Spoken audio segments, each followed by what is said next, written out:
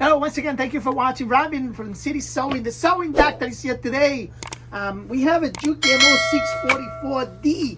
It's an overlock, a Serger machine that came in with a broken looper right here. I already got the new looper direct from Juki Corporation. Item number A, Apple 2526335005. If you're gonna get them, get an original one. So when you put it in there, you should have no problem.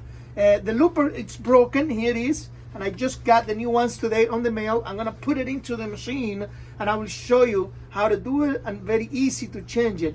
That way when you broke your loopers, you could just replace it yourself. Okay, let me show you.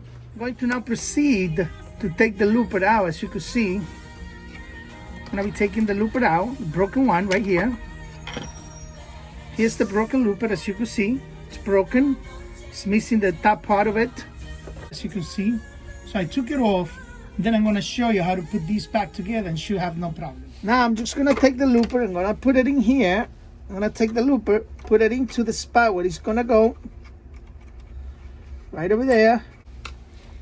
I'm going to use my Phillips screwdriver and the screw that came with it and just tighten it up. Now, when you put this looper on there, you don't want to make it too tight. You first want to make sure that you move your machine by hand. Now I could see that it's hitting a little bit, so what I need to do is lift it up a little higher because it's hitting with the bottom looper. So I'm going to loose it up again, raise it up a little more and try it again. Okay, now the looper, it's going easy. Now you want to see when the looper is coming down, you want the small looper to go right behind it without hitting. You see that? It's not hitting. It's not hitting right over there. As you can see, I could feel it. I could turn my whole wheel. If you lose that screw, if you lose the screw that is holding the looper, you could raise it up and down.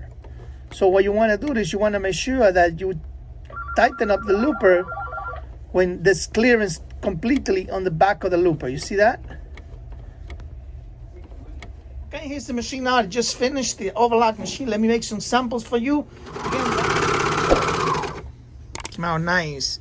This is the machine. We just replaced the new looper on it. Also replaced a needle plate on it. 100% working perfectly fine now. And thank you for watching the Sewing Doctor, City Sewing.com in New York.